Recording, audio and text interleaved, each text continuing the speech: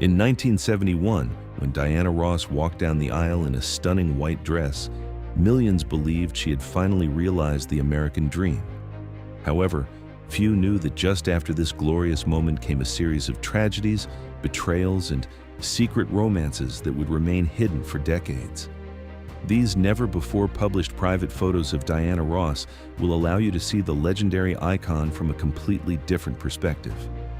From glamorous recording studios to rooms filled with unspoken emotions.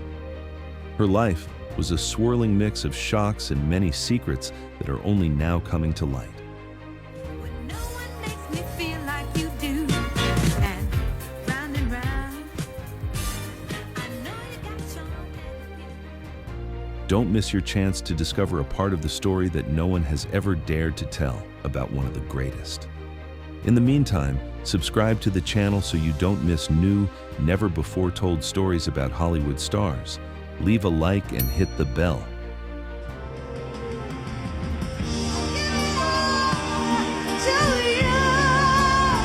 Diana Ross, born as Diane Ross on March 26, 1944, in the northern part of Detroit, was the second of 6 children in a home full of laughter, dreams, and the daily struggles of a changing America. From a young age, Diana showed extraordinary determination. She didn't want to be just one of them. She wanted to be the one everyone noticed. However, life, as always, did not hand out blessings easily. Her childhood in northern Detroit began like any other until misfortune struck. When she was just 7 years old, her mother fell ill with tuberculosis. Although her mother eventually recovered, Diana's life was never the same again. However, what Diana was searching for was right in front of her. The Brewster Douglas housing project, where the Ross family lived, was not just old brick walls. It was the cradle of great dreams. There, Diana befriended 2 neighbors, Florence Ballard and Mary Wilson. They sang, laughed, and dreamed together until Ballard came up with the idea of forming a girl group called the Pretties, inspired by the male group Primes. When they realized they needed a unique voice to complete the trio, Ballard immediately thought of Diana. And thus began Diana's musical journey. They started performing all over Detroit, slowly gaining a local following, and eventually decided to take the next step by recording their first single. During a conversation, Diana recalled her former boyfriend, Smokey Robinson, who was at the time working with the burgeoning Motown Records, founded by Berry Gordy. With her keen instinct, she asked Robinson to introduce their group to Gordy. Everyone thought it was their golden opportunity. However, Gordy, always a cautious businessman, was not immediately impressed. It wasn't until 1961 that he agreed to sign them on one condition. They had to change their name. Thus, the Supremes were born, a name that sounded strong, commanding, and full of the power that Diana had always desired. However, the early days were far from easy. They recorded song after song, but none became a hit. At Motown, people mockingly referred to them as the no-hit Supremes. For many, this could have been the end of the road, but for Diana Ross, it was just the beginning. She tirelessly practiced her voice, studied stage presence, and patiently waited for her moment. Initially, Florence Ballard was the lead vocalist of the group. However, Berry Gordy quickly noticed something different in Diana. Her ambitious gaze, a voice that could silence an entire room, and a confidence that bordered on ruthlessness. He made the bold decision to put her at the center, a step that would forever change the fate of the group. In 1964, the Supremes made their mark with the hit "Where Did Our Love Go?"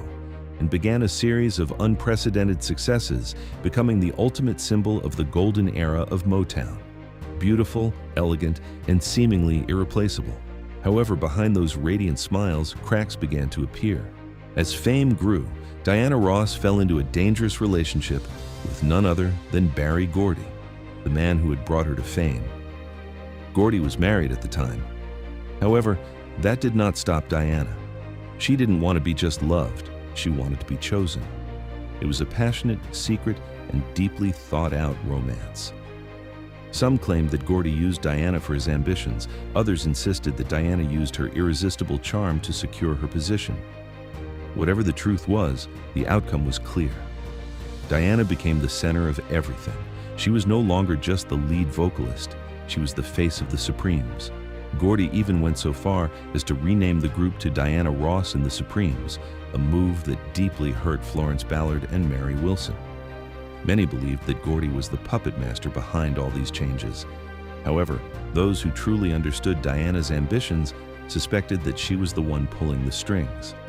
The history of Motown was filled with tales of manipulation, romances, and betrayal. And in the story of the Supremes, fans and music historians pointed fingers at one person as the cause of the group's tragic downfall, Diana Ross. If Diana was the villain in this story, then who was the victim? Unfortunately, it was the original leader of the group, Florence Ballard. As Berry Gordy became increasingly fascinated with Diana, Ballard was gradually pushed aside. Fortunately, she still had Mary Wilson, her loyal friend, who tried to keep the peace and inform Ballard about what was happening behind the scenes. However, despite Wilson's efforts, the damage to Ballard was devastating. Heartbroken over the loss of her role and the growing tensions within the group, Ballard turned to alcohol to numb the pain.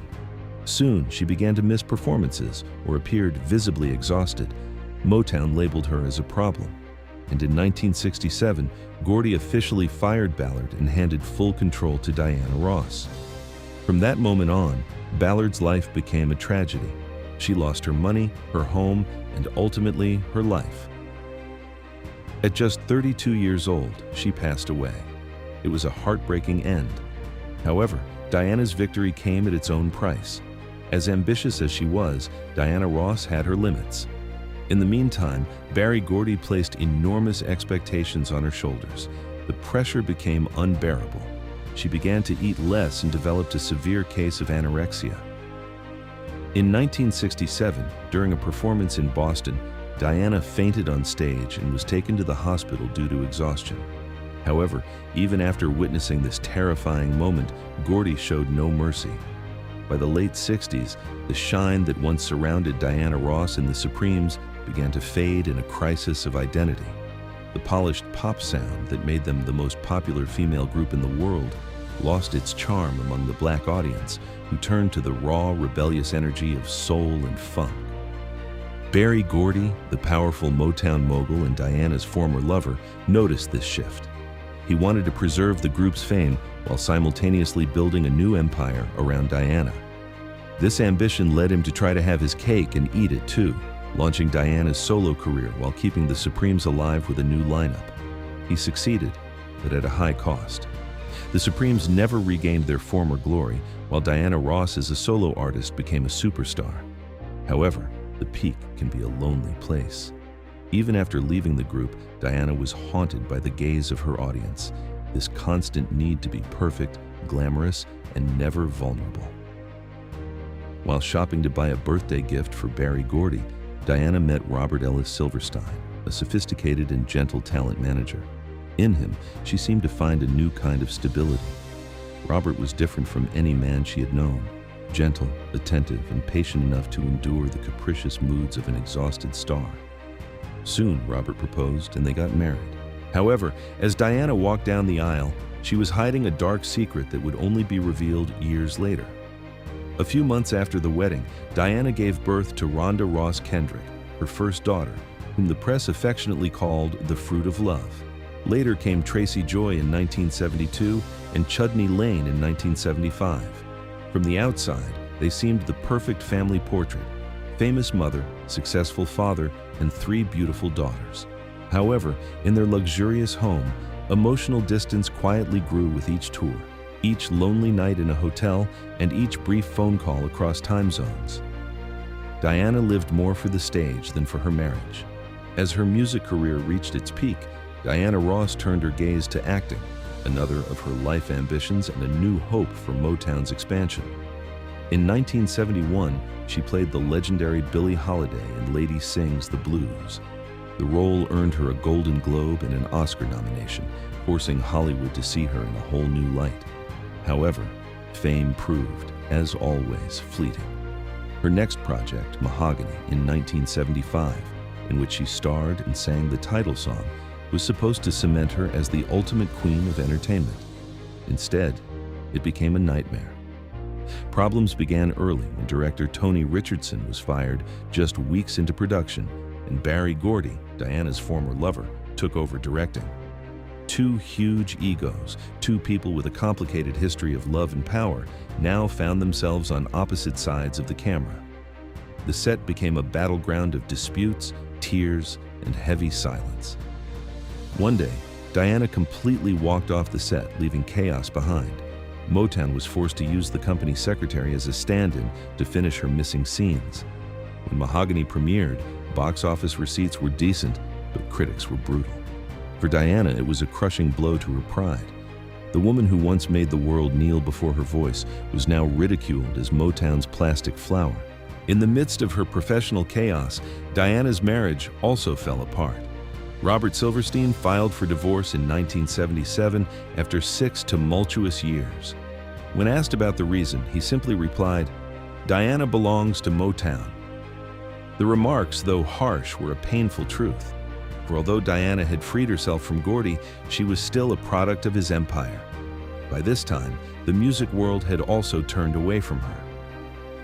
When Florence Ballard, a founding member of the Supremes, died in poverty in 1976, thousands of fans blamed Diana. At Ballard's funeral, fans booed and cursed as Diana stepped out of the limousine. Many believed she was the reason Florence was pushed out of the group and had to struggle. After a bitter divorce, Diana Ross lived alone for 3 years. When she finally started dating, her friends were astonished, as her new lover was completely different from Barry Gordy or Robert Silverstein. He was Gene Simmons, the wild, painted frontman of the rock band Kiss, the man who embodied everything chaotic, loud, and rebellious that Diana Ross had tried not to be in her career. In 1979, at the peak of Diana Ross's fame, a meeting that initially seemed innocent became the beginning of one of Hollywood's most talked about love scandals. Gene Simmons, the iconic bassist of the rock band Kiss, was living with singer Cher, a longtime friend of Diana's. In an act of innocent trust, Cher introduced Gene to Diana so he could ask for help choosing a special Christmas gift. But that one phone call set off a chain of temptation and betrayal. When Diana and Gene went shopping together, sparks flew immediately. Soon, they both plunged into a passionate affair. Jean's relationship with Cher fell apart, and the friendship between the two women ended in heartbreak. The press could not get enough of what they called the love triangle of the 80s. Meanwhile, Diana and Gene ignored the gossip magazines and enjoyed their 3-year tumultuous romance, appearing together at events, exchanging intimate glances in public, and provoking both admiration and outrage.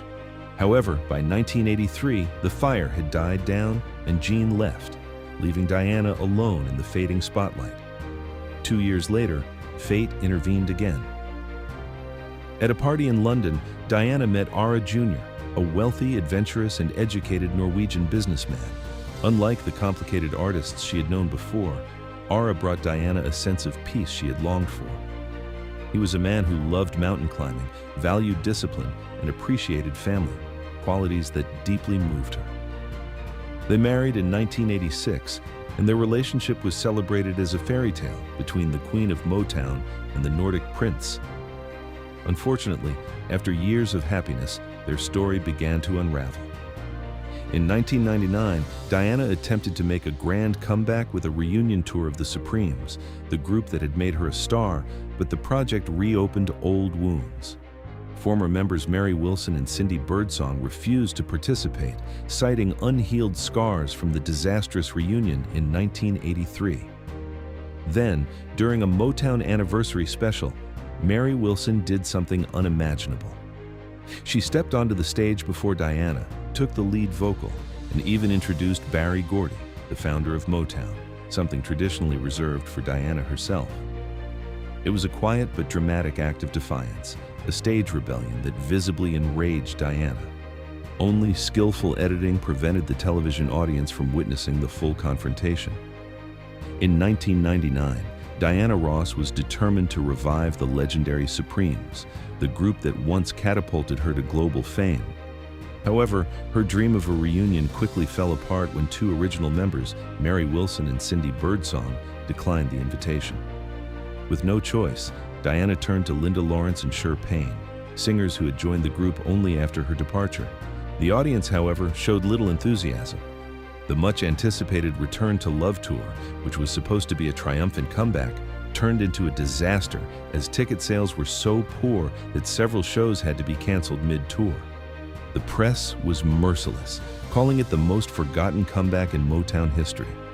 Hardly had her professional life collapsed than Diana's personal world fell apart as well. That same year, Ara Nest Jr., her wealthy Norwegian husband, the man she once thought was her ultimate home, shocked everyone with the announcement, "We are separated," during a live television interview. A terrible twist of fate. Diana never heard those words from him. At that moment, she knew her marriage was over. The heartbreak drove the once glorious diva into alcoholism and drug abuse. Friends later recalled seeing her with a vacant, distant look, as if all meaning had evaporated from her life. In May 2002, Diana was admitted to a rehabilitation clinic, desperate to regain control. However, just 3 weeks later, she left prematurely to continue her concert tour. A tragic mistake. Her body was not healed, her mind still fragile, and soon she reached for alcohol again as an escape. A few months later, in August, she returned to rehab only to leave prematurely once more. Then, fate struck harder than ever before. In December 2002, police in Arizona stopped her for driving the wrong way down a one-way street. Her blood alcohol level shocked everyone at 0.20%, more than twice the legal limit. To make matters worse, Diana was not even on tour at the time. She was spending the holidays at the luxurious Canyon Ranch Resort. Gossip magazines erupted with sensational headlines. For the first time in her life, Diana faced the prospect of jail, 48 hours behind bars. Though it was only 2 days, those hours changed her forever. The queen of Motown, once the woman who made millions swoon, now sat alone in a cold cell, stripped of her fame, makeup, and illusions. But it was there, in that silence, that Diana Ross made a solemn promise to herself. She would never let her past consume her again. But fate was not done with her yet. In 2004, Ara Nest Jr., her ex-husband, the man she once mourned, died in a mountain accident in South Africa. He was an experienced adventurer. But that day, a faulty piece of equipment led to a fatal fall. He was 66 years old. When Diana heard the news, she completely broke down. Years later, in tears on the Oprah Winfrey Show, she admitted, "Arnie was the love of my life. I will never be able to love someone like that again." This loss reopened old wounds from her first marriage to Robert Ellis Silverstein. At that time, Diana was pregnant with Rhonda, and Robert believed he was the father. But in reality, the biological father of Rhonda was Barry Gordy, the founder of Motown and the man who once shaped Diana's path to fame. Fearing that the scandal would ruin both her career and marriage, she hid this secret for years. But secrets rarely stay hidden forever. When Rhonda was 6 years old, Diana and Robert divorced. It wasn't until Rhonda was 13 that Diana finally sat down with her and revealed the truth. Your biological father is Barry Gordy. Instead of resentment, Rhonda felt relief, as if a long-standing mystery had been solved. She had always felt different from her 2 younger sisters. And now she knew why. Rhonda still called Robert her father, who lovingly raised me, but she also developed a warm, respectful relationship with Barry Gordy. Interestingly, all 3 nurtured a relationship based on mutual respect, something that almost never happens in the showbiz world.